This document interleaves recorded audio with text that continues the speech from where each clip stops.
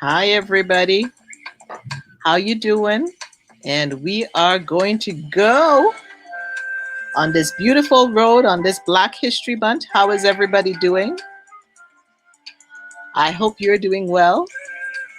I'm going to give you a little time to get yourself together, come into the room.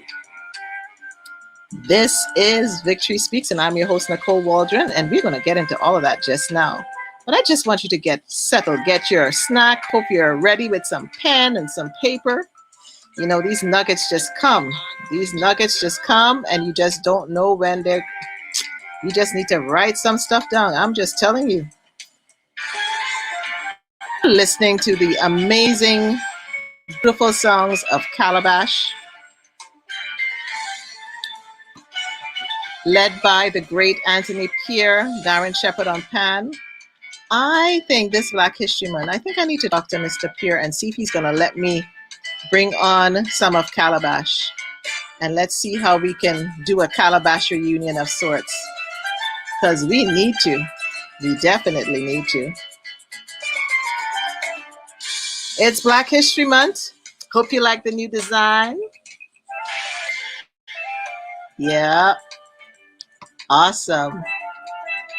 So I'm going to load down the music because I want to get started. We got a heavy topic tonight, but it's a good topic. It's a good topic. So welcome to Victory Speaks, Inspired Conversation series where iron sharpens iron. And you know, that iron sharpening comes from you and me, both of us, all of us sharpening each other, being the best that we can be for each other. And I am your host, Nicole Waldron, your voice of victory and mental fitness coach. And I'm on a mission to inspire you to live a victorious lifestyle, as I'm on that same mission as well. This is Inspired Conversation series is one of the ways that I'll be talking to you about living a victorious lifestyle. And we'll get into some more of that a little later. But you know, these inspired conversations, we have them all the time. And sometimes we just don't realize some are ugly, some are bad, some are funny. You name it, we have it. I know I have a countless of inspired conversations with my friends, with my families, with people I just meet. And guess what? I'm meeting a lot of great people on the new app called Clubhouse. We'll talk about that later too. Lots of inspirational topics happening there. And it's Black History Month. It's the 25th anniversary of Black History Month in Canada. And you know, many people work hard to make this happen. And I want to give a special thanks to the Honorable Jean Augustine and the previous Black History Society President, Rosemary Sadler, and her team. They all worked so hard. And Jean Augustine, we're hoping to get her on this month for a special announcement, so a special project that she's working on. So let's see how that goes. Now, you know, and I know Black history is our history. And it's not just about 1 month. I like to think of today like an anniversary kickoff to our yearly celebration, celebrating our education, our advocacy, the things that we are, who we are. And I'm encouraging you to share history this month and throughout 2021, 2022, and so forth. During this month, I'm going to have a few extra shows as I seek to amplify the voice of our history. However, the focus will not just be on North America. We will speak to it on hopefully a global level. You got to stay tuned because you're going to have some pop-up shows. But tonight, you know, everybody's talking about science and, you know, all sorts of other things and the pioneers. But I wanted to talk about our mental health in the Black community. For, you know, our mental health is the driver of our bodies. And I'm so excited. Now, if I get a little tongue-tied today, it's because I'm so excited about our guest. She is a woman that I've had countless of conversations with. She has become a friend, and she's actually a mentor to me. She doesn't know that. She probably just found that out tonight. And she is one of my iron sharpeners. For me, she's one of our truly unsung heroes in our community. Some of you who have tuned in tonight, I know that you are very much aware of this fact. My guest tonight graduated from the University of Toronto in 2005 with a Master's of Social Work with a specialization in Concurrent Disorders. You're probably wondering what that is. I know you are. She previously worked in correctional services and residential treatment service before transitioning to the substance abuse program for African Canadians and Caribbean youth, and that's called SAPACCY. That program in 2006. at CAMH. She currently serves as Vice President of the Black Health Alliance, which is a registered Canadian charitable organization consisting of community organizations, health service professionals, and community members working in partnership to advance the health and well-being of the Black community. Previously, she served on the transition board of the Taibu Community Health Center, a project of the Black Health Alliance. Additionally, she lectures on treatment-related issues at colleges and universities and provides training to staff at community-based agencies as part of the CAMH efforts to engage with the community. Victory Tribe, Victory Tribe, Victory Tribe. Give it up, give your emojis, because I am about to bring onto this awesome Victory Speak stage the one, the only Donna Alexander. Let's give it up for her. I wish you could hear your. I'm going to play her some music so she comes on stage like she was walking on the stage, like she's coming onto Oprah's stage, you know? Hey, Donna. Hey. How you doing? I am good, but I noticed you used my previous bio. Oh, I used the wrong one? Oh, yes. Oh, Lord. I'm so excited to have you here. I am no longer Vice President of the Black Health Alliance, but that's okay. I'm a member. You're a member of the Black Health Alliance. Okay, but you worked hard there, man. But I'm a member. You worked hard there, man. So how are you doing today? Really, how are you doing today? Yeah, I'm good. I'm good. I just had some wonderful news, so I'm really good. Oh, I guess I can't ask you what it is. I might have to ask you that behind the scenes. That's okay. That's okay. Yes. So we're in Black History Month, and I know that's special for you. What is special and significant for you about Black History Month? Well, you know, Black History Month for me, like I suppose for most people, it's just a time for reflection. And really, for me, it's a time for being thankful. You know, so along with the reflection comes the thankfulness, right? The gratitude, right? For all of the strong, mighty sons of daughters of Africa that went ahead, and you know, and we stand on their shoulders. And it's also thankfulness for our tenacity, right? As a team. Because as a race of people, you know, I can't think of a more tenacious group of people, right? You know, yes, we're strong, we're resilient. There's just something about us, right? That just this idea, right? It seems in our genes, right? It is. So what makes us so strong? What makes us so tenacious, right? And so it's just really about reflecting. And so, you know, I'm always thankful but this month and, you know, Black History Month, it's just my time to reflect, right? And to just give thanks. Yeah. Yeah. It's that gratitude piece, because, you know, in the midst of it all, when we're dealing with the pandemic and being locked in and you know, some people losing jobs and all those different things, it's hard for me and it's hard for others sometimes to be in that place of gratitude. How do you manage to stay in such a, because you're smiling today, you came in bubbly and I can tell you're genuinely grateful. How do you do that, Donna? You know, like I said, I just had some wonderful news, which I will share. You know, I have a family member who's been sick for a while, and it wasn't looking so good. And as a matter of fact, the prognosis was not so good. And today, his mom texted me and just had some wonderful news that, you know, that he's recovered so much. This, you know, like almost miraculously, the way how he's recovering, right? And so I'm still so thankful, because when I you know, a few weeks ago when you know, they were saying, you know, that's it, there was absolutely no hope and to come from that, right? And so the universe in all its majesty and its glory and its abundance, right? You know, it always gives to us. And so, you know, and so I'm thankful, because coming from, you know, absolutely no chance to now there's a chance. That's wonderful news. But you know what? I start from the basic. From the basic. I'm alive. I'm healthy. My family and friends, for the most part, they're doing well. Mm-hmm. A roof over my head. My child is okay. Like, there is so much things to be thankful for. And so every day when I wake up, I'm just thankful. I'm thankful, yes, and I try to live, and it takes effort. I'm not saying it's, Yeah. yes, I'm usually optimistic, but Mhm. I think in times like this, it's when it really tests you, when you really have to dig deep, right? When you really have to see, what you're made of. And so every day I get up and I'm awake, and I Yeah. breathe. Yeah, Yeah. it's time to be thankful. It's And you know really. what? We can take that for granted. And you said, um, you said I can breathe. Mhm. And that for me is huge in this season because we started last year, we would talk last year with the virus and then George Floyd's and we went, I can't breathe.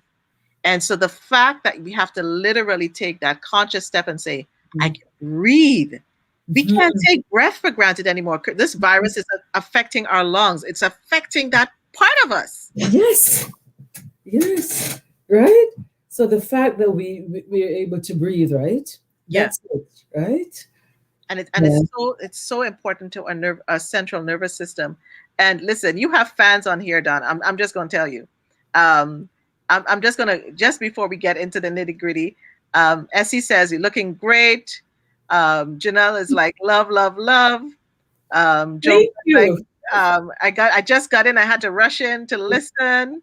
Um, they are loving you already. I love more says hi, Queens. So, I got to put this up. As he says, so much respect for the work Donna does. Yes, me too. That's why I was so happy when she said yes. Mhm. Dr. Diana is like my two favorites. Oh, Dr. D. Okay, you're going to make us, we haven't even started yet, and you guys are making us sleepy. Look at this. You look spectacular. Okay, guys, you can just pour it on. We're just going to take it all in. We're just going to sit on here. We can have some crowns tonight or something. You know what I'm saying? But I hope everybody's putting on Yeah. their crowns. And remember to give yourself your flowers as well, Mhm. because you are wonderful and you are great.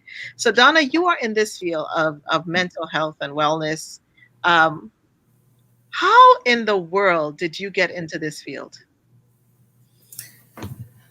And again, right? The universe just have a way of aligning, right? Mhm. It's amazing because originally I thought I was going to I was going to study social work, and Right. I'm inspired by my mother, who um, was always very kind, very selfless, very giving, very loving, and so that was my example, right?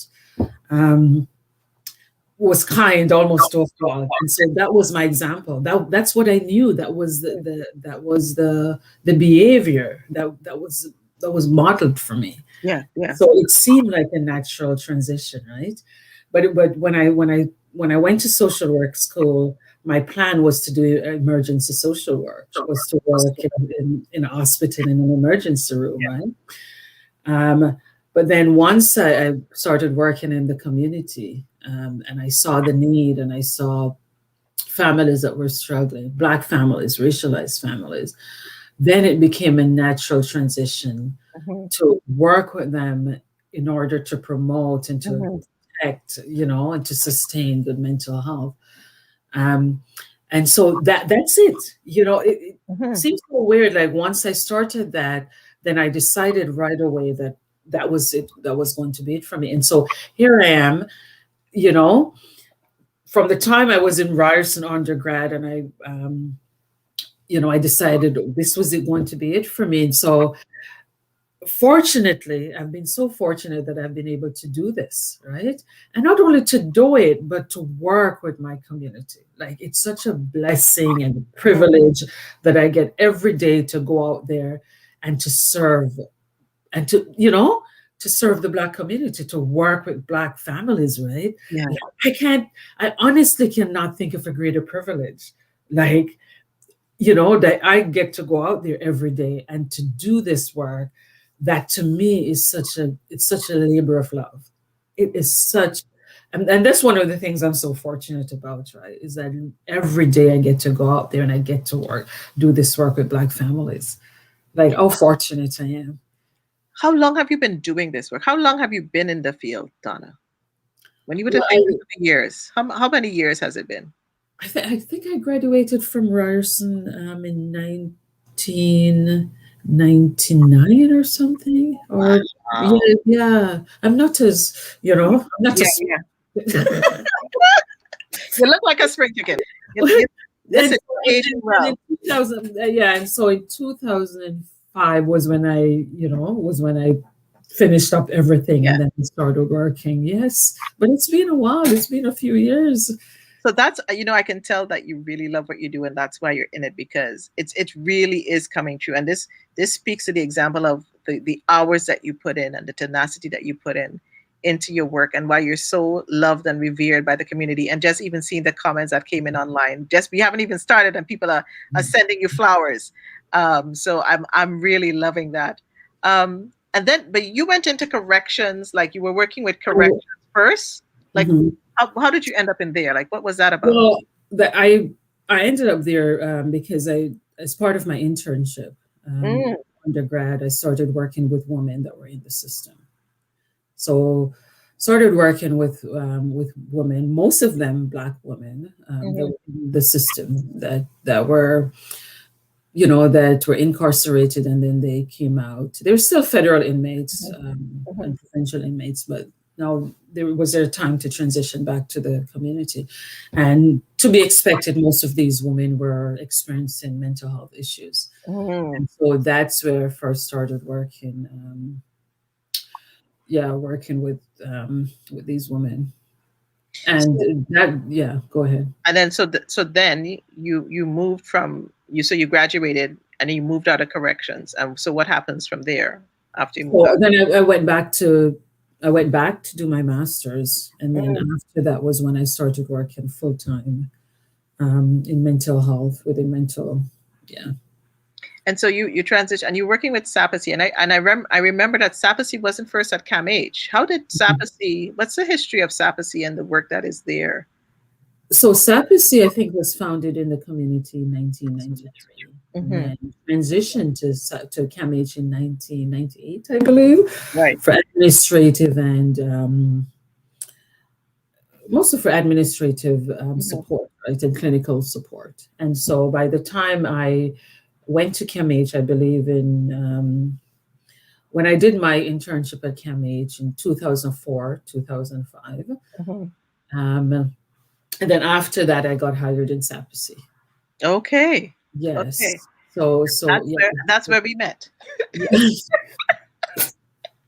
Yes. Yes. So it's been, so the program was around long before I started. For those that don't know, what is the, I think I cut you off there. I'm not listening today. For those because I'm so excited to have you on here, I don't understand. Janelle goes, Janelle remembers, you see, we have Lady Skeleton, started by Harambe. Yeah, Janelle. We're going to have a panel on mental health. And I want to bring people like yourself, Janelle back on, bring on like Natisha, and some key like Akwatu, and let's talk about some more, because we're not going to get through everything tonight, because the mental health in our community this is a huge topic. So all y'all listening there, if you are in the field, I'm coming. Janelle is a great historian. Janelle one time was on the advisory committee. I mean, for this program, it's really been a community. Yeah. This program is really it belongs to the community. This is a community program, right? That's what it really is, right? Yeah. So for those who don't know what SAPACCY is, if you want to tell them about the program and a bit about it before we get into more about the mental health and what it is. But the SAPACCY program is pretty unique. What is this program that is now housed at CAMH? Yeah. So, I mean, and the name is fine because we do everything. Like I said, so substance abuse program for African, Canadian, and Caribbean youth. Quite a mouthful. Right. I mean, but this is what I mean. But when I say concurrent disorders, is that we work with youth that are experiencing mental illness as well as substance dependence. So we do both. So the name would imply that we we primarily work with youth that are experiencing substance dependence. Mhm. But actually, we do both. Right. That's where the concurrent disorders part comes in. And so we basically, our mandate really is to serve youth 13 to 24. But I mean, we do because there's such a need in the community. Yes. It's a very underserved community, and there's such a when I say there's a need, I mean there is such a need that people will drive all the way from Niagara Falls to What? come. Yes, yeah. I mean, we have clients now that we're seeing all the way from in Ottawa, especially now that we're web based. People that moved out of Toronto, or Mhm. maybe going away to school, or yes, I think because you know what, I think it's easy for people to underestimate the need that people have Mhm. for culturally safe care, for someone that Mhm. understands, someone that relates, someone that you don't have to explain every single thing to because they get it, they understand Mhm. it. Yeah. I like that phrasing you said, culturally safe care. Hmm. That and why would you say for you when you look at it, why is that so important to have that, especially for us? Because in order for people to engage, and this is what a lot of people don't understand, right? In order for people to engage, right? In order for them to follow treatment recommendations, in order for you to build a therapeutic alliance and build and engage with them, they have to feel safe. Mhm. That influence every single thing. If people don't feel safe, that's the most crucial part, right? People have to feel Yeah. comfortable. They have to feel safe. And I Mhm. think a lot of times we underestimate that. We underestimate the need that people have when you can just go, you can just go and you can just be comfortable, right? You can you it's a feeling, Mhm. I've yeah, I've like sometimes I'm in my office and I hear crying from my coworker's office and I say, what's going on? He's like, oh, the mom is just glad to see me. And the mom is glad to, Yeah. yes. Sometimes he'll go in the waiting room and parents will look at him and just burst into tears. And it's because they're so happy. They're just so happy to see this young, black, beautiful brother, and he's there to work with their sons. And it's such a feeling for them that they become just overjoyed. Yeah. You Because know, for you family, look at them, yes. it's for family, I find, and I say it personally too, people, we address, our loved ones with a mental illness. And so many times we miss the families and they don't realize that once one is ill, it's the whole family that's affected by Mhm. it. And so if we were to take a step back for a minute, and I know Janelle just put up here, you're truly amazing, Donna. It's shameful how under resourced the work is. It Mhm. truly is. It truly is. Because when you start looking at the numbers, um, Mhm. what are the, before I ask my next question, because just a converse, I don't like the word conversate, but just to have this conversation with you is so robust, you know? And what are the numbers and stuff that you're seeing? What that is happening now? I mean, like, especially now since COVID happened. Woo. Yeah, I mean, I got a printout of my client list for last year, just for 2020, and I was shocked. I'm looking at it and I'm literally shocked.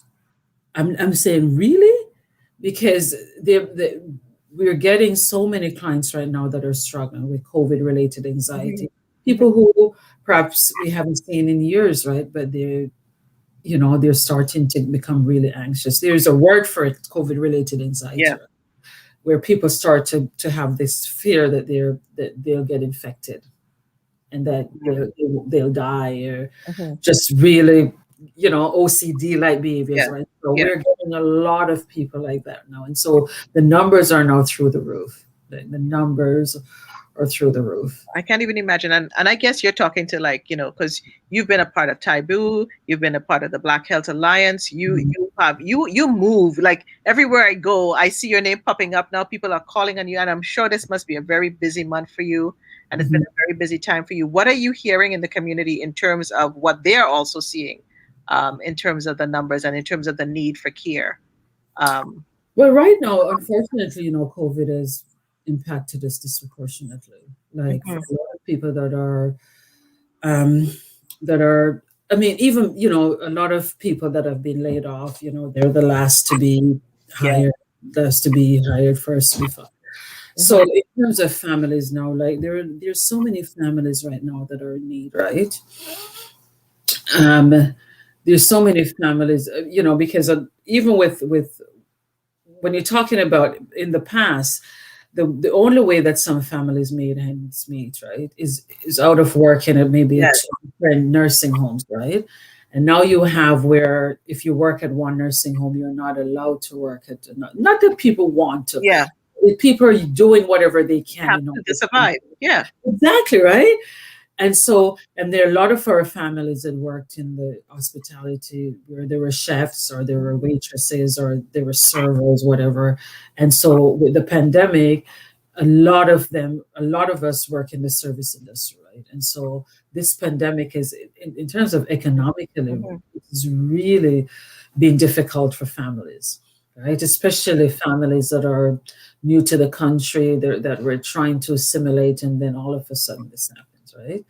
So it's like so multi-layered in terms of the struggle that families are experiencing, and then on top of all of this, to be experiencing, mental health, COVID-related anxiety or depression, or even psychosis.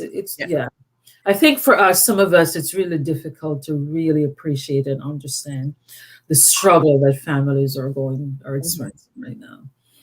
And it's, as you say, it's so layered and it's so complex, and I can only imagine the numbers are staggering. Two questions come to mind right now, but I'm going to touch on this first. You mentioned psychosis, and I understand what psychosis is, but for those who don't understand what psychosis is, can you give a little, understanding or some understanding, especially now, what psychosis is?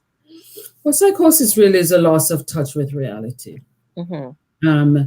And it's mostly characterized by what we would call auditory hallucinations, visual or somatic, meaning you hear things that are not there, you see things that are not there, and really delusionary thinking where your thoughts become really distorted, and perhaps some paranoia, right? And some cognitive deficits as well. You have all your negative symptoms where you lose your memory, you lose cognition, and then you get all of the positive where the voices, all of these things. And we're finding people are experiencing more psychosis because a lot of young people are using substances to cope. Yeah. So when you use substances, a lot of sometimes that may trigger psychosis, right? So people start to drink, they start to smoke weed or use cocaine and something, and then that will trigger psychosis. So we're seeing a lot of that because people are coping in different ways. Yes, totally. People are coping in different ways, are using different things to cope. And I would say anybody who's listening here, and if psychosis has many symptoms, so I would encourage you to go look it up. And if you're not sure, if you see a loved one experiencing something, go ask the questions. I know at CAMH and Canadian Mental Health Association, so many places have resources where you can call somebody and ask them some questions. Donna's not going to be able to answer all our questions tonight, but it's so layered. And I also say for those people who end up using back in the day, a lot of growing up, everybody's smoking a lot, not everybody, but people are smoking cannabis. It's just the thing. It's a Caribbean thing. It's a West Indian thing.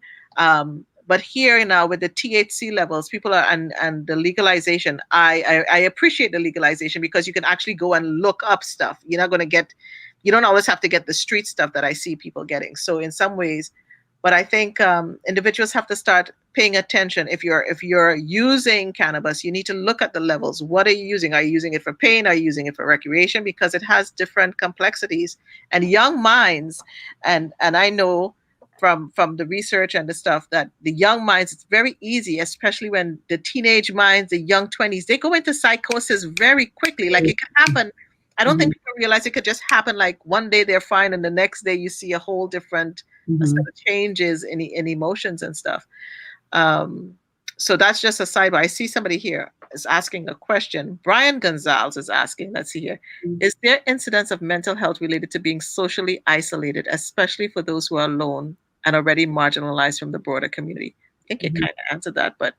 Yes, absolutely. I mean, most of us we're dealing with the physical isolation, right?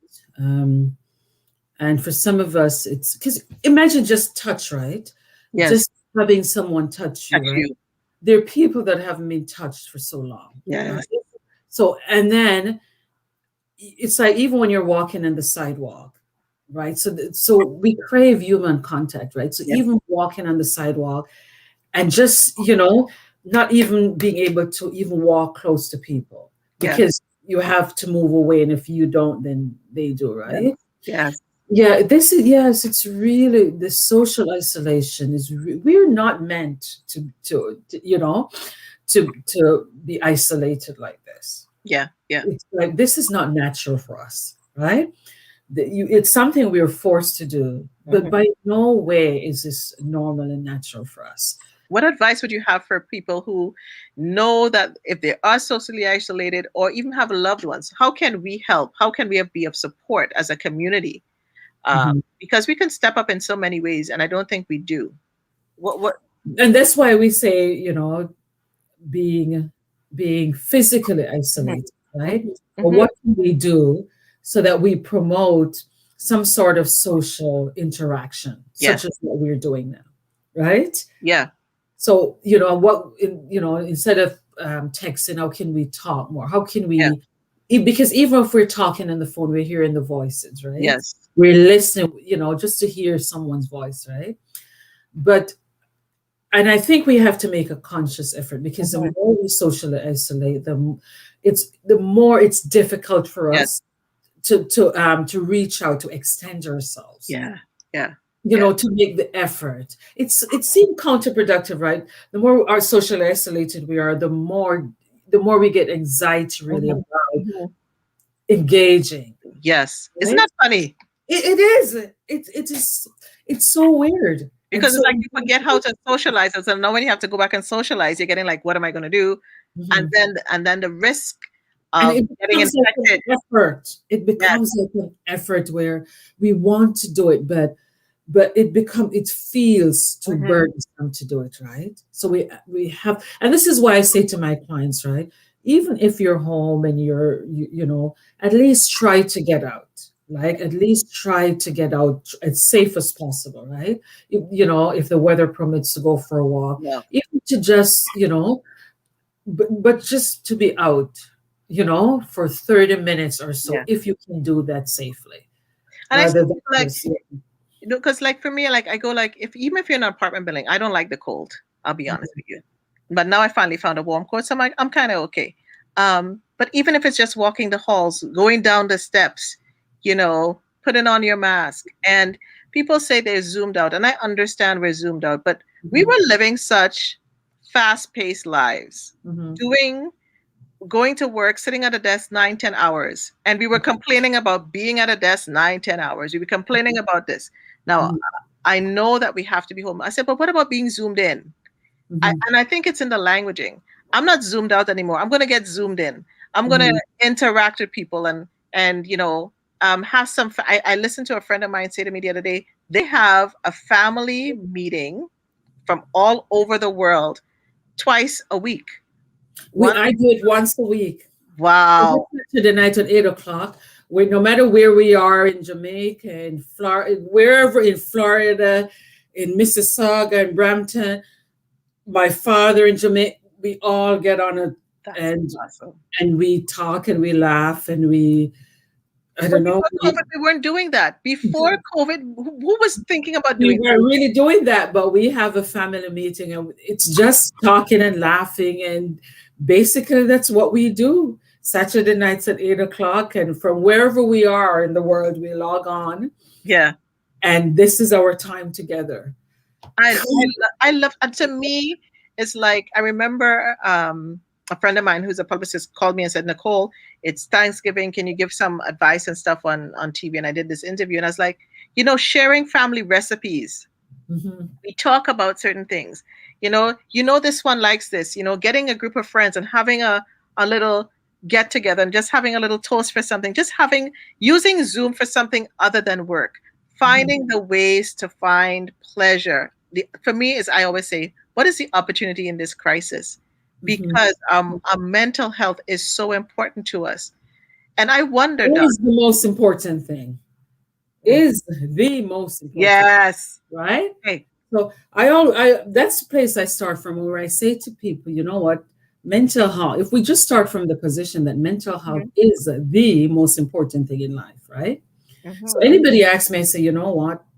That is the most important thing in my life.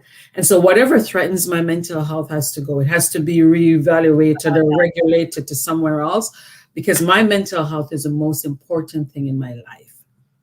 By far, number one, comes before anybody and everything else, right?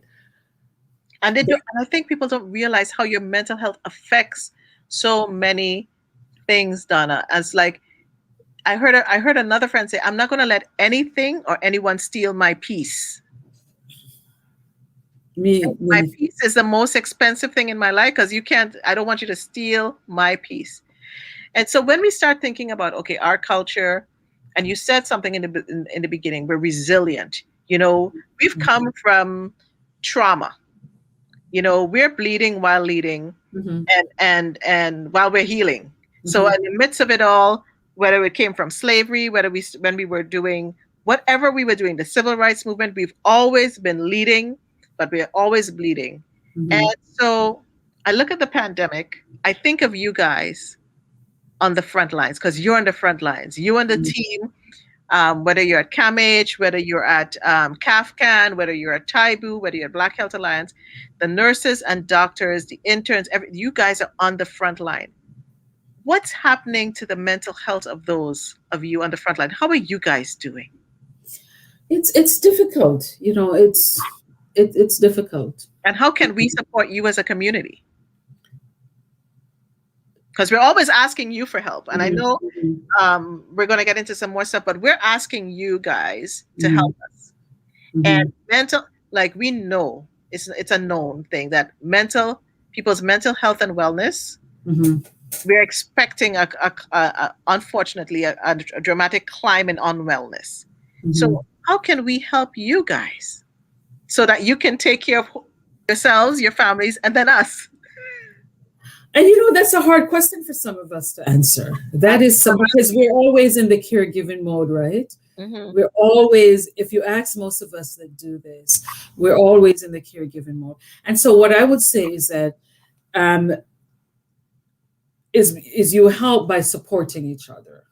You help by keeping yourself well and supporting your family and supporting the community, right?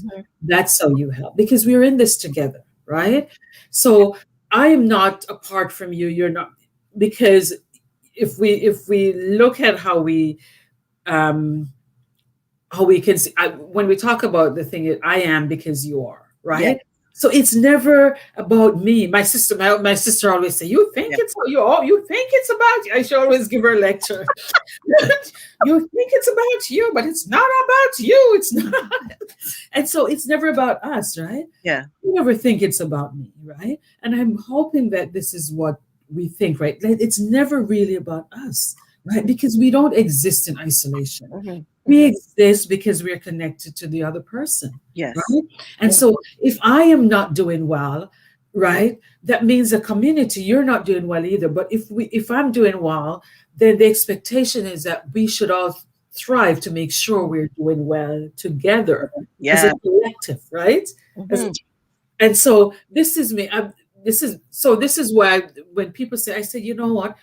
You help by making sure that you're well. You help by making sure you're supporting the community. You help by making sure you're uplifting the community, right? To make sure that we're not fighting each other, right? Bringing each other down or engaging in behaviors that are really not useful and helpful to us as a community. Because sometimes in our hurt, right? We internalize all of that, and then it comes out in the most destructive way, where we do things that we know we shouldn't do, or we shouldn't do against our brothers and our sisters, right? Forgetting that they're also sons and daughters of Africa, just like us, right? Come on now, Donna, Yes. bring it in. And yes, and by doing that, we don't understand that by bringing this sister, this brother down, that we're also doing it to ourselves, right? And so that's how we help each other. That's how you help me. That's how I help you, right? Is that we really think about and just understand the way how we're connected to each other. Being intentional. You exist. Yeah. Because that's I'm my sister's keeper. I am not just my sister's keeper. I am my sister. Exactly. I am my brother. Yes, I exist because you're a group of women in the community, right? That uplift, that supports, that encourages. I'm telling you, this is why I exist. Because I'm telling you, there's some women, right, in the community out there that, oh my God, like, that this support like crabs in a barrel. We're like crabs in a barrel. Unconditional. Yeah. Right? And I know that their sense of goodwill towards me is 100%. Right? I don't have to question it. Come on now. And I say to my daughter, if anything were to happen to me, right? Oh my God, there's a group of women who would just swoop in, right? Yes. Just swoop in and just hold things down. Just like how if anything were to happen to them, I would do the same for them, right? And I've seen it done in our community. But here's the thing, Donna. We have those women and men that will do it. But I found when it comes to mental illness, they don't swoop in. Because of the stigma that we're still trying to deal with. Because when a loved one, whether, somebody gets diagnosed with cancer, there's a death in the family, cancer, people come in, they bring you casseroles, they bring you, and I know there's this running, joke on joke, quote on joke, for caregivers in the mental health community, like, who brought you a casserole? I don't think people realize what families go through when they're taking care of a loved one with a mental illness. Can you help people to understand what happens when a loved one is diagnosed with a mental illness and what the toll or what happens to it families as a whole? Yes, and a lot of people in our community. Yes, because you know what, a lot of times the person is there, but it's like a lot of times it's like the person is there, but in terms of presentation, they won't be the same again. Right? Because a mental illness, a lot of times it changes people. Yes. And so a lot of people feel so uncomfortable. There's a certain level of discomfort that we as a community, we're still trying to move through that, right? We're still trying to get comfortable with it. We're still afraid of saying or doing the wrong things. And in the absence of that, we do nothing. And a lot of times, it's not that we don't want to do anything, but a lot of times we are afraid that we're going to do something wrong, and so we don't do anything. And that's a mistake that we make, because we could extend more support. We could say something encouraging, right? But a lot of times the fear that somehow we're going to make some mistake, right? And so we keep putting it off, and then at a certain time it becomes, we feel it in our mind, it's too late. Just like how, when you're supposed to reach out to someone, time pass, and after a while you're thinking, oh my God, I can't possibly reach out now, I'm too embarrassed, right? It's a similar story. Yes. A lot of times we like, if we're only honest to say, you know what, I don't know how to support, but I want you to know I'm thinking about you, right? Yeah. Come on now. I want you to know I'm thinking about you, right? But because it's so, and it's a lot of fear too. It's almost as if we think it's contagious. And if someone, then somehow, and it's our own fear. It's almost like how we dealt with cancer. Remember in the Caribbean, you couldn't say the C word. You used to say the C word and never used to say cancer. Because it's almost as if we think, psychologically that if this happens to, then somehow it might happen to us too. And it's a fear. It's fear, really. It's fear-based, right? In the way how we respond, right? And what we're really thinking, we're internalizing that, and we're thinking, I don't know if this were to happen to me or my family member, if I will be able to deal with it. And because we don't have the confidence that we can deal with it, we, a part of it is denial. Okay, I'll just pretend it's not happening. Yes. Right? I'll put it over here and I won't deal with it. Right? I won't confront it. Right? And I don't think for the most part, a lot of times we mean to do it. Yeah. But it's a whole history of what we've been taught, right? So, okay. My head is in 10,000 places, right? Because the topic is so juicy, and you just say so many great things. I hope you're writing it down. You got your pen and your pencil. If you don't know who I'm talking to right now, if you're on live or on the replay, I'm just going to say I'm talking to Donna Alexander. She's a social worker. She's a social activist in our community for Black mental health and so many other things. And she's a mom. She's not just, this woman you're seeing here has a life, but yet she gives back so much to the community. And as we talk about mental health and the Black community, if you were to describe mental illness to our community, to help bring some understanding and break some of the stigmas, break that down for me or us. Well, it's the same thing, right? It's, the simplest analogy I could give in terms of mental illness and trauma, right? It's okay. Mental illness really is when we're not doing good in our mind, right? And so part of that is that there's some really good, big, fancy definition. I won't bother to give that, right?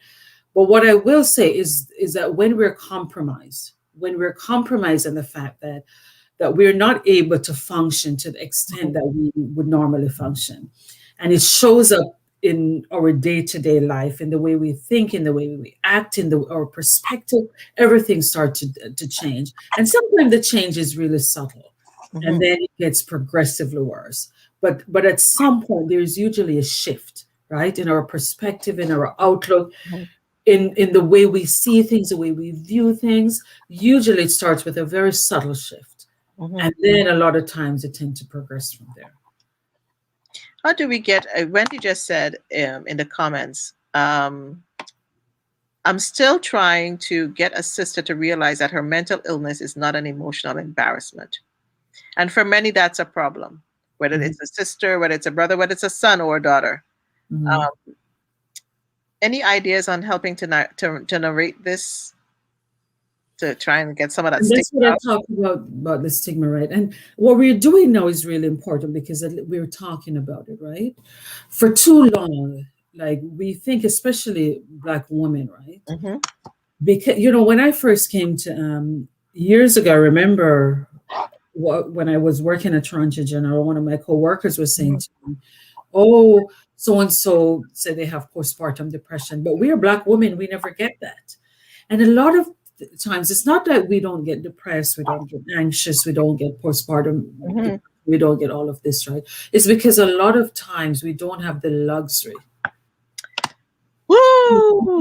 We feel as if we don't have the luxury to indulge, right? Yes. Because a lot of times we might be feeling depressed or anxious or whatever, but we have to literally force ourselves to do whatever we have to do, because then we start to be in survival mode. And we all know what that is, right? Where we might be able to go to work and then come back home and collapse into bed and cover up. But we make sure we go to work. Yes. Because if we don't go to work, what's going to happen to our children and to the roof and to keep a roof over our head, right? And so the stigma that exists in the Black community is there for a reason, right? And in my talk on Wednesday, I'll talk more about why, why things exist in the community like this, historical reasons, right? But the stigma that exists for a reason, right? And we're going to make sure, I'll make sure and share that flyer that you're going to be speaking on Wednesday, because I think that's really important. Yes.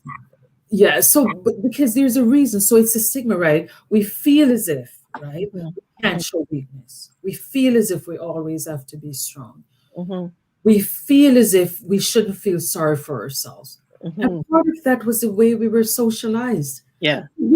We were socialized that, and a lot of times we feel guilty Come on now. Yep. because we're sad and we're depressed. Because you know what we're thinking? Our forefathers went through so much. How dare we be sad and depressed? Yeah. Yep. That's what we're thinking, right? And they were sad and depressed and sometimes they were doing some stuff.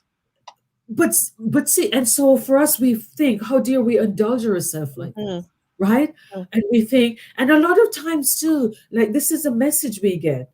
What do you have to be sad and depressed about, right? You're living in Canada. You have all of this. You have all of that. Yes, and so literally, there's so many reasons. There's so many contributing factors, but for a lot of us, right? This is the guilt that we feel, right? We shouldn't feel like this, as if to suggest that we're not human beings. And like we want to feel like this. Nobody wants to get up feeling depressed. Nobody wants to get up feeling anxious. Can I tell you? And sorry if I offend some of you. Sorry, not sorry. But in some ways, one of the opportunities in the crisis of COVID is that some people who never understood anxiety and depression before, people who used to ridicule others because they were depressed, are finally realizing that it's not as simple as having positive thoughts every day. And it's bigger than that. And, as I've done my reading and studying and I know there's some conflicting theories, but when I look at the neuroscientists and I look at like people like Dr. Carolyn Leaf and all these people who are studying the brain, because it starts in the brain. If the brain starts, however the brain is affected, whether you had an accident, whether it's because you had too much depressive thoughts, whether it's genetic, the fact that something has happened in your brain is where it holds your emotion. Your mind is in here, your emotions, your thoughts, everything is in there. And if for whatever reason, the contributing factor is you're becoming unwell, we don't get upset when we get cancer. We don't have they say we don't have a clue, they say, about cancer and stuff.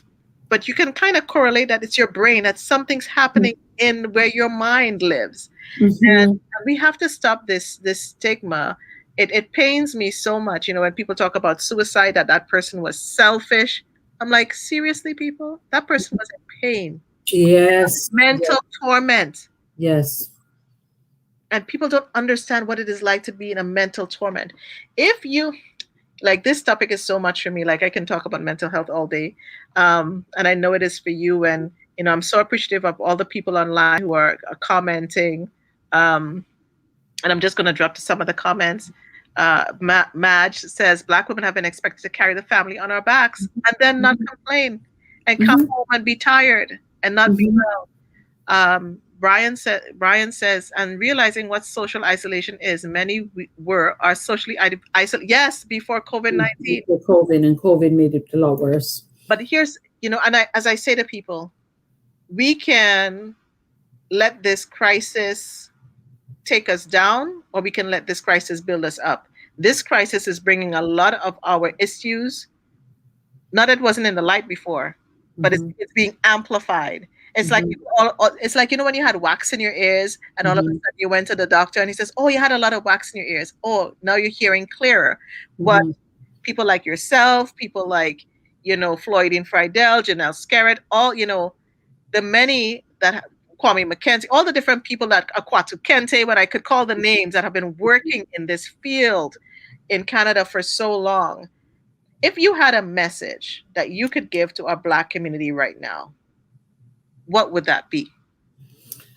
I think the message would be to realize that, yes, we're a community, we're a community that's strong. We're a community that's resilient. We're a community that, by all accounts, based on our history and the situation, that a lot of us are doing really, really well. And it speaks to our strength and our resilience, right? But also, this is a community that's also experiencing, to some extent, a mental health crisis. Yes. So it's not a single story. A lot of us are doing really, really well. But then there's a segment of our community that's struggling, right? That are experiencing mental health crisis. And as a community out there, we have to understand that we are our brother's keepers, right? Mm-hmm. You know, this is a community that, you know, like you were saying, increased suicides, um, and the homicides, all of that. You know, for years we were disproportionately impacted by that, right? And as a community, we still have a long way to go in terms of advocacy. We need to be more, we need to advocate more, right? We need to advocate more in order to really get the resources that we need to get to meet the needs of this community, right? And so I think for a long time, for a lot of years, advocacy and the support that needs to be in the community, it has been left to a certain number of people, right? Mm-hmm. But as a community, we need to be more politically savvy. We need to get involved more, and we need to advocate, especially those of us that have the ability to do so. Mm-hmm. Because there are too many of us that are not doing as good as they should, right? We've lost a lot of our children within the last 10. I mean, Louis March should tell you this every time I go to a funeral for a young person. Louis is right there beside me, right? Yeah. You know, and I know because when these things happen, people send me pictures of their children, right? To say, I know, I always know when we lose children because I get the call, or we lose another one, right? And so a lot of us, we're struggling. Mm-hmm. You know, a lot of us are doing good, and we are managing to hold ourselves up. We cannot forget the ones amongst us that are really struggling, right? And how can we as a community extend a lot more support to them? Mm-hmm. Because a lot of times they're suffering in silence, and they're extremely isolated. Yeah. And we have to remember that no matter where they're from, whether we're from the Caribbean or we're from the continent, you know, we're all, you know what I mean? We're all in this together. And so the community is diverse, right? East Africans, West Africans, all of these, you know, third, fourth generation, right? But when people look at us, they don't know all of these different, right? I think they're saying we come from 100, Black people come from 172 different birthplaces, right? But we have to somehow understand how connected we are. Yeah. And that we really should be advocating more. I mean, right now we don't have, one of the things we don't have, right? We don't have any coordinated grief support. Yes. People that have lost their families through gun violence in the community, right? That's a huge need in the community. We need something dedicated from a culturally safe standpoint for families that have lost loved ones, right? And we've lost children, 15, 16-year-old children, right? Yeah. Over the year, we've lost. And so they're nowhere for those families to be. And that's a huge need in the community. Always have to constantly build support.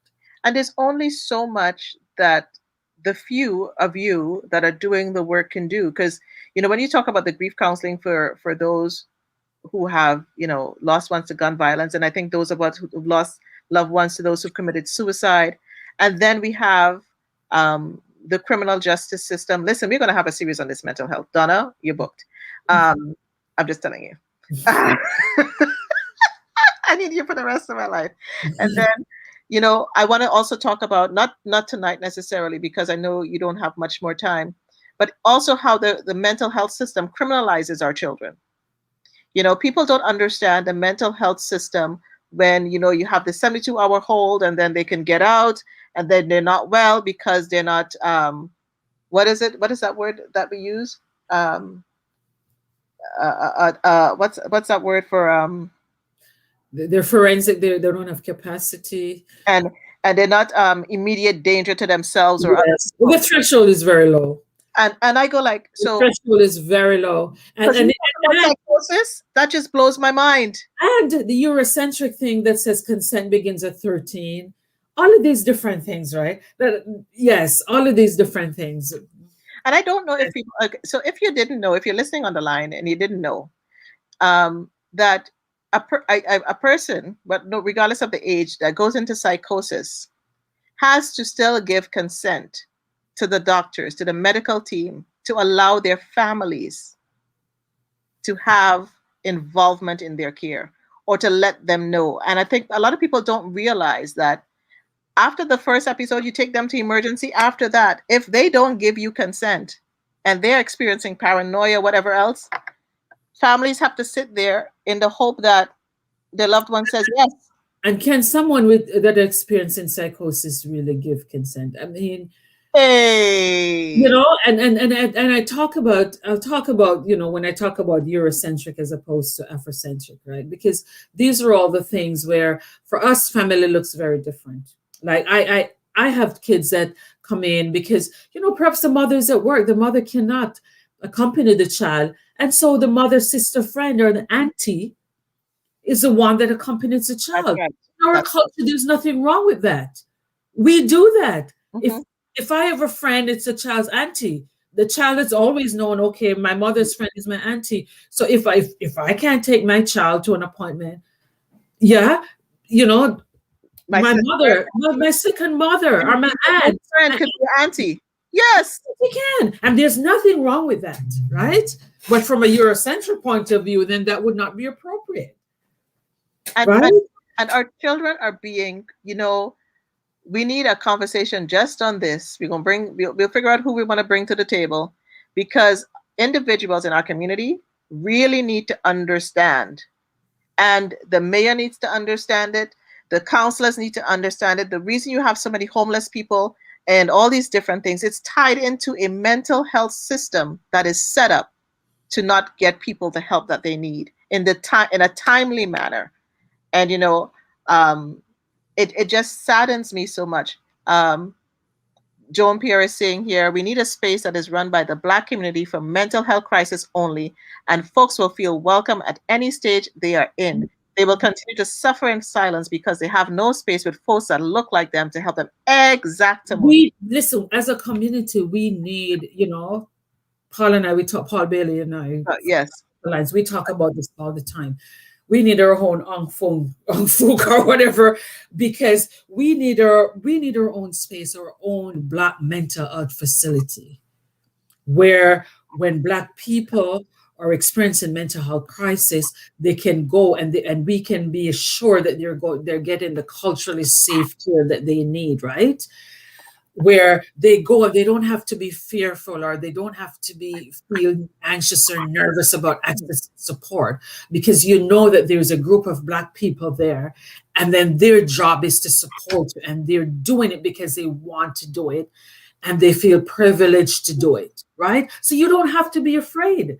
You don't have to be afraid, because that when you walk through those doors, that you're welcome and you feel secure, right? Yes. Because you're with people that fully understands, right?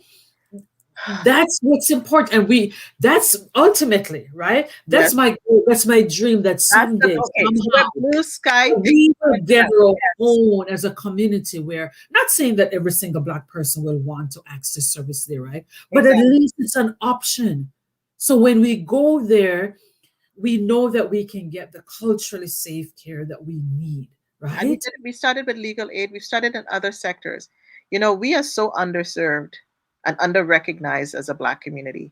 And I love the blue sky thinking. And I know people have ideas. But here's the thing. I sit here and I wonder, and I've sat here and I've wondered, and I've had conversations with Janelle, Kwame, and different people. Like, how could we bring folks together?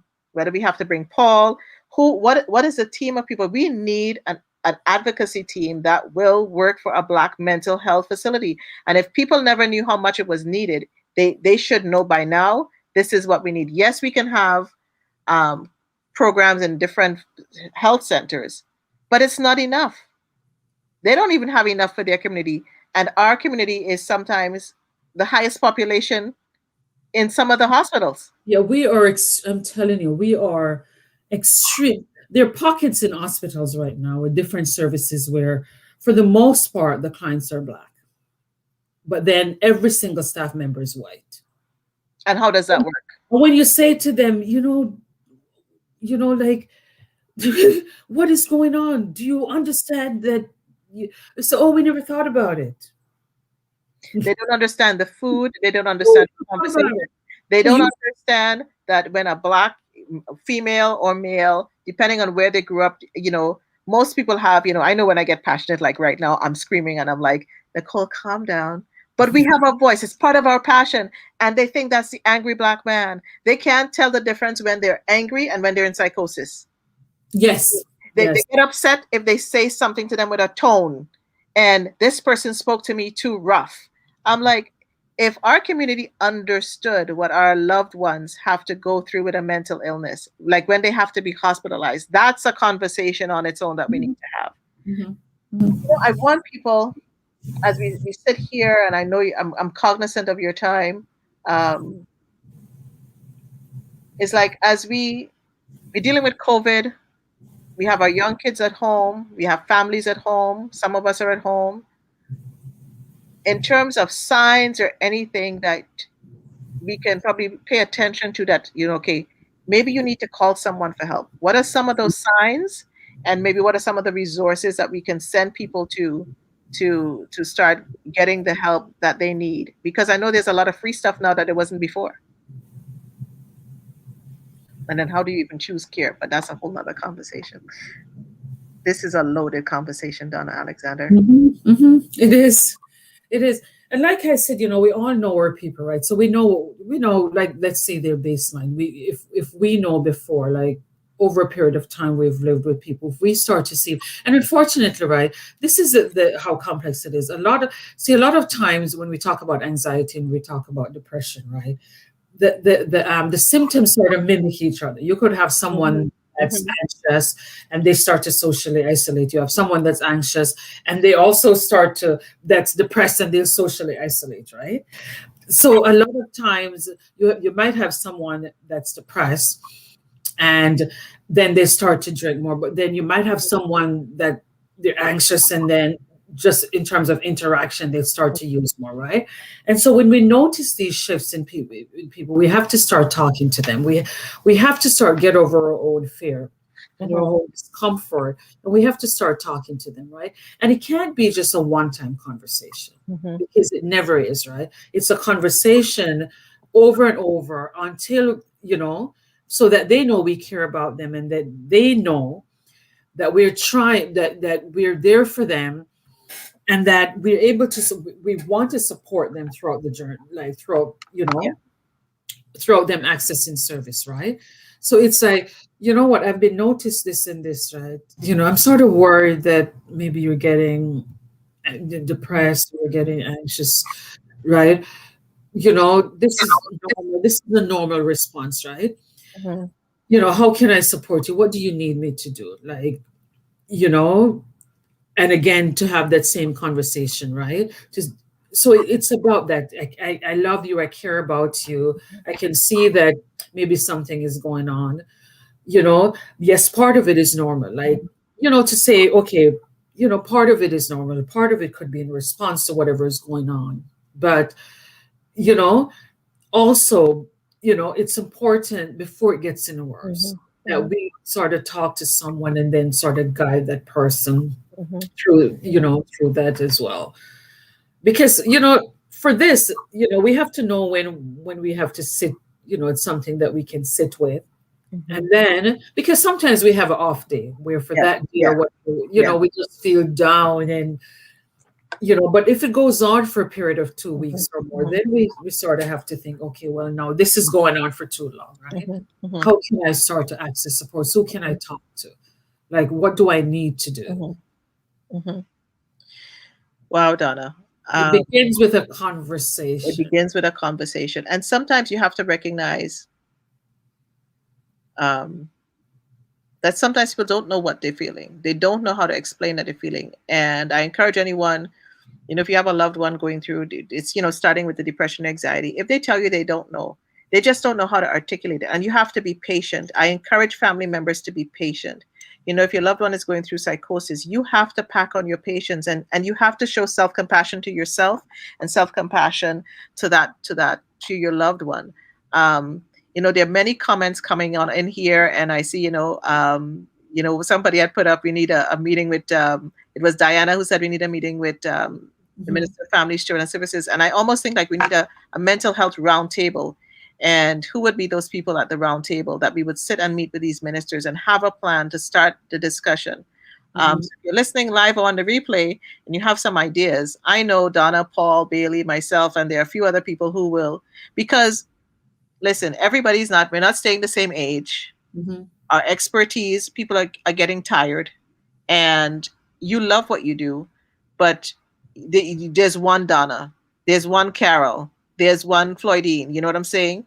There are different people in our community that are pushing hard, and some that I haven't even named because there's so many people working in the field. Essie, come on now. We need a mental health talk show. All right. Okay, get me the funding, and I'm going to do it. I'm serious. Help me get the funding and the things, and we're gonna put on a mental health talk show because we need it. We have only touched the surface tonight on this topic, because as Donna is talking, there's so much more coming out. I haven't even gone through half my questions. I literally, I knew when I wrote the questions, like, I know I'm not going to get through all of this. Barriers to care, and all those different things, medication, genetics, you name it, the gamut. We have the questions here. And then there's the conversation that we need to also have about when your loved one is in crisis and you have to call for help. What do you do? We need to have that conversation. Because that's an important conversation, Yeah. And I tell you, like, I have a lot of times, because a lot of times what I've said is, you know what? I've had people that come that I know need emergency service, and I said, okay, wait till your husband get home from work. Tell your husband to call a few of his friends or his brother or his whatever uncle, and then if you can do it that way, then take him down. Then yes, right? Yep. But whatever you do, do not call TPS. Yes. Right? Because we don't want to traumatize this young man any further, because our people, right? And our young man, and when it comes to the systems, right, and getting the systems involved, right? So over the years, I've had to be very creative. And when I call them, I make sure that there's certain things I've said and what I'm going to say to the dispatcher. And I've had, Donna, we so need that conversation, because what you have to say, what you don't say, understanding how to prepare families for when you do have to call, if you have nobody to call, and understanding that, because we have to, and I think people also need to understand too that sometimes your loved one can get to a really serious crisis that they need to be hospitalized, and they can become very volatile. And for whatever part of whatever is written, they're either going to go in restraints, pressure, or they're going to go in handcuffs. But nobody's preparing families for this. Nobody's preparing families for, like, what happens if your loved one has to go into restraints in the hospital. Nobody's doing the debrief after restraints in hospitals. I know staff get debriefed, but family members are not being debriefed or getting counseling after this. What about the young person who was in restraints, but then goes into crisis again and has to be handcuffed again? What's the trauma happening there? What's the PTSD happening? There is so much to unpack with mental health and wellness. And so it is so important, I think, and tell me if you agree, if as soon as you start seeing signs of your mental wellness deteriorating, do something. If you recognize that your loved one, and so many people call me and say, Nicole, my loved one, I know they need help. What do I do? I say, call SAPACCY. I'm not gonna lie. I say call SAPACCY. Then I go, God, okay. Then I go call Kafka, and then I also say to them, call the Family Resource Center at CAMH, because they have a long list of places you can call. But you know what? But it's okay. That's what we're there for. And I feel it because I know how many calls I get.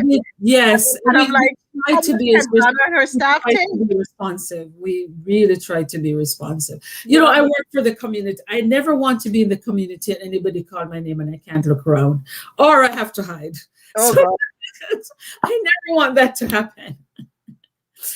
I never want that to happen. And I tell my staff and my students the same thing. I say, I said, we work for the community. We're here Yeah. to serve the community. You never want to have anybody call your name and you're afraid to Yeah. look around.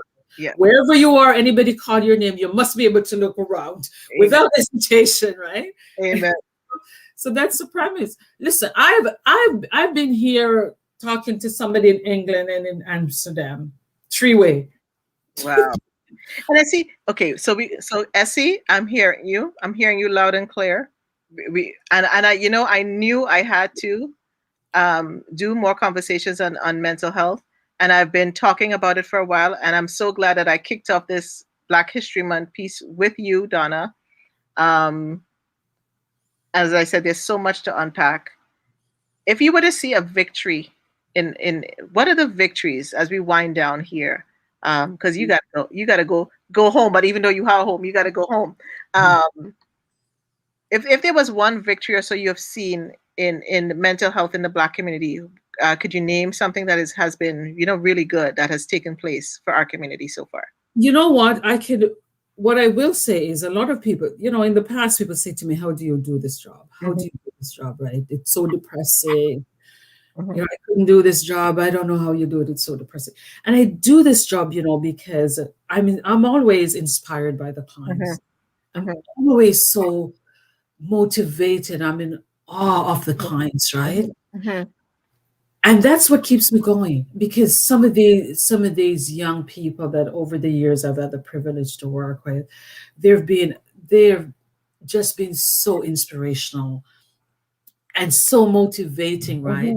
Because sometimes when I look at the journey and where they are now and where they're coming from, and when I see the level of strength and resilience, resistance and perseverance that these young people have shown and have demonstrated, I am constantly in awe of them. Like that's what, I would tell you, that is what keeps me going. Because we have some, we talk about the young people that are in crisis, and a lot of times the focus gets, more on the ones that are, but more and more I see these young people and they're absolutely amazing, right? The way how they recover, the way how they move on and to move on and go on with the rest of their lives, right? That's why I've seen kids now that I work with, and they're in law school, they've done MBAs, as they're sitting in certain spaces. I'm in panels with them. I'm on panels and they're sitting right beside me. And I'm like, that's the strength of our community, right? Right now, even at U of T, I'm working with these amazing group of young Black medical students, right? And they're warriors. Yeah. I don't think at their age that I was so advanced. I really don't think so. The way how those young people, right now I'm teaching the third year medical, the residents, right? The psychiatry residents at U of T, right? And and normally they don't even have social workers teaching them, right?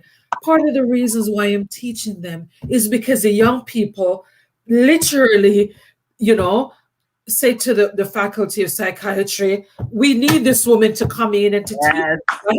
Like literally, they're the ones that advocated and said, listen, we need this person to come in and to teach us, right? Because normally it's never happened before. And now I'm serving in the psychiatry council at U of T, right? Y'all better be giving Donna her flowers. You better be giving her some emojis now. Again, they advocated so strongly, right? The talk that I'm giving on Wednesday night, it's one of the doctors from one of the psychiatrists she works full-time at St. Michael's Hospital, but that's where I met her. Yes. And so we've been co-facilitating some of the classes and the training for the psychiatrists, but these young people, I'm telling you, these are some young warriors, right? And so this is what keeps me going. New blood. Yes, because they are, they're fearless. They are absolutely fearless, and I look at them, I'm like, wow. They remind me of it sounds like they remind you of like the civil rights movement, when they were just fired up and they didn't care. They would die for the cause. Their commitment. Their commitment to social justice, their commitment to justice, their commitment to human rights, their commitment to equity, Yes. right? Their commitment to making sure that our people are served. It's I'm telling you, it is so inspirational. These young people, right? Both the ones that I work with, that I serve as clients, Mhm. and the other ones that are just coming into the profession, right? Mhm. That are so passionate and that they just want to do things very differently, right? Mhm. And they're doing the work. And so that's what keeps me going. And so I am proud of that. I am so proud of these young warriors, right? Whether they're in recovery or they're on the other side. I am so fortunate to have them, like, to watch them and Yeah. I am so fortunate. Yeah. Yeah. Yes. Donna, you are supercalifragilisticexpialidocious. I'm going to use it once for the night. I'm getting better, but you really are supercalifragilisticexpialidocious. So I can use it twice for the night because you are a gem, and the passion and the love that you share and the energy that you bring to the table. And I'm so glad for the first day that I met you. And I'm trying to stay up in my voice because I know I will cry because you hold this special place in my heart that I don't even think you realize. And I know I'm not the only one in this community that holds you close and dear to their hearts. I can even just see by the comments tonight, you know, there's so many people commenting, great conversation. Love you both. We love you back, you know. And Wendy can't give enough claps and, hand raises and stuff. We have the conversations about mental health and the education system. The conversation is endless, but you have given us hope tonight. I know I have hope. And just hearing what the young people are doing, there's hope. And we probably need to bring some of them on and have a conversation, have a Mhm. panel with them and talk Mhm. to them. This is our unique space, and whatever you want to talk about, whenever you're available to come back, if I can have you on once a week, I will. But I won't pull you. I know you have to breathe and you have to take care of your family. Um, Donna, is there like a parting word, a favorite quote or motto that you live by that you want to share with people before you go tonight? Yes.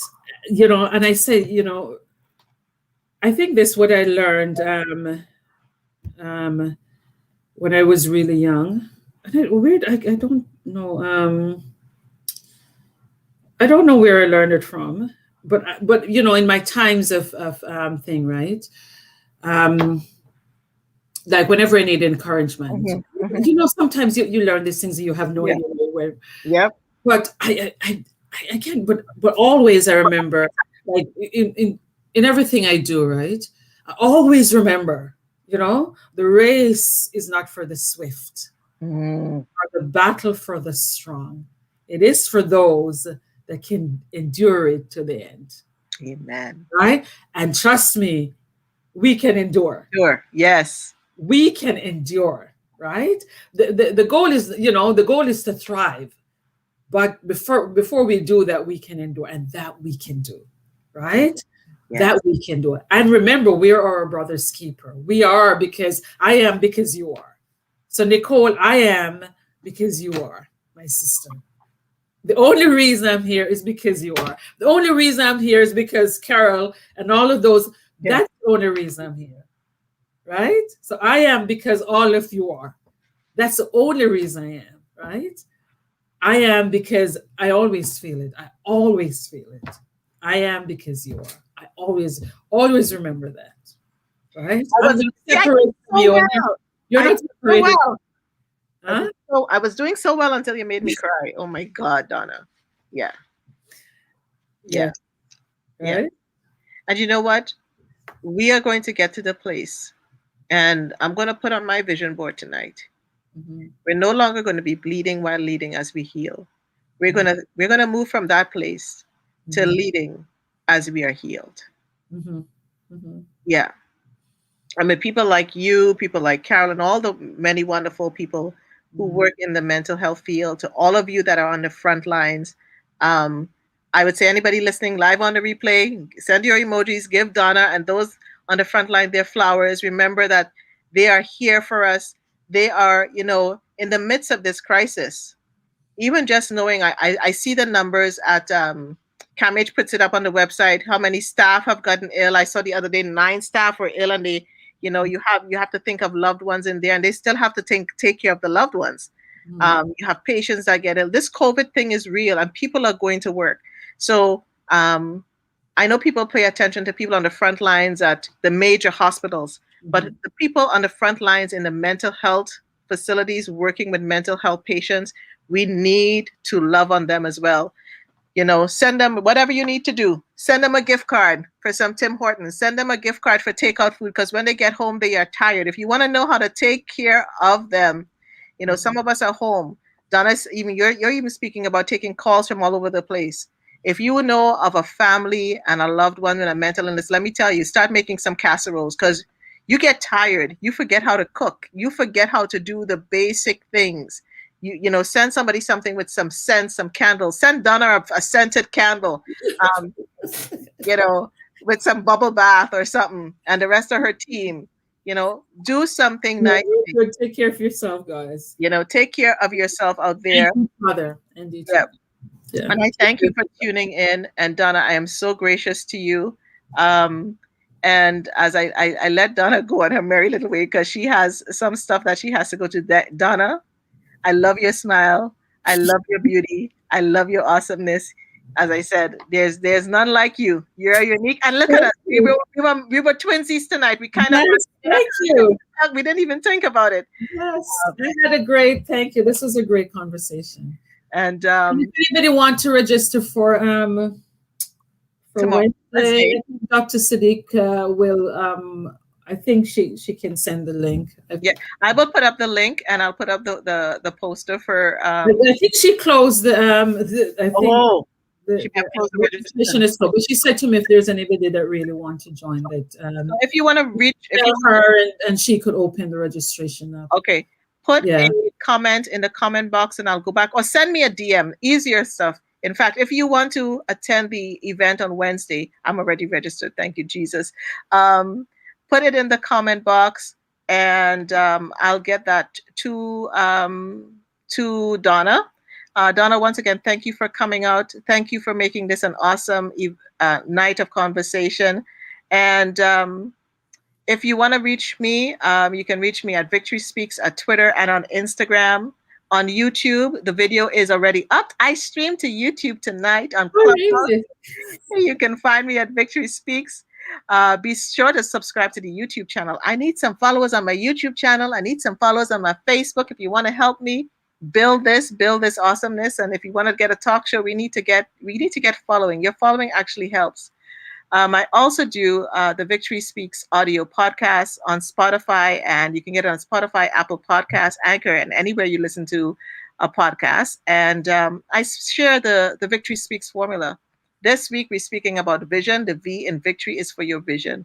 So tune into that. I encourage you to have an intentional conversation today. Inspire someone with a smile. Stop by and listen to what somebody has to say. Your conversations can be inspired by your truth, your love, and your story. Your story is necessary, and your story is needed. We need to be called to a higher, more meaningful conversation, not just with who we know, but with those we meet along the way. I want to share with you this quote from Les Brown. You don't have to control your thoughts. You have to control what you pay attention to. And now, as we go into this Black History Month, this is day one. The Honorable Jean Augustine has a $25,000 that she's trying to raise for a chair. I'll share more about that on my page. But we take some time, showcase the books you're listening to, the chefs, the artists, support a Black-owned business, support Black movies. Just do something for our community that's just different. And if you're hiring an artist, whether it's a poet, this is a time where artists are hired. It's their busiest time. But it's also their poorest time, because many people ask them to perform for free. And so as you think about the mental health and wellness, think about the mental health and wellness of all the artists and entertainers whose jobs were lost during this season. And they need you to support them. They need you to come out in full-fledged. And I'm so grateful for my guest, Donna Alexander, tonight. I thank you for all of you who tuned in tonight. Tomorrow, I am going to be speaking at the impact of COVID-19, navigating mental health challenges. It's a free virtual health event. The poster will be up on my website. It is done by the Transformation Institute, and it's going to be tomorrow at 6 o'clock, sponsored also by Afro Global Television. Bounce Back Better Community Resilience Program. It's a webinar series. So that's where I'll be tomorrow. And Donna will be in a different place on Wednesday. So we're going to share your events. Look at the subway. TTC has a beautiful campaign. They've wrapped a bus. They've wrapped a subway train in pictures. And there's so many great people on there. So anyways, I thank you for tuning in. I really appreciate you. Take your time. Enjoy the view. Enjoy your life. Smile. Have something fun to eat tonight. Hug somebody that you love. And if you can't hug them, call somebody and hug them with a smile. Be blessed. Good night. Good night. Bye, guys.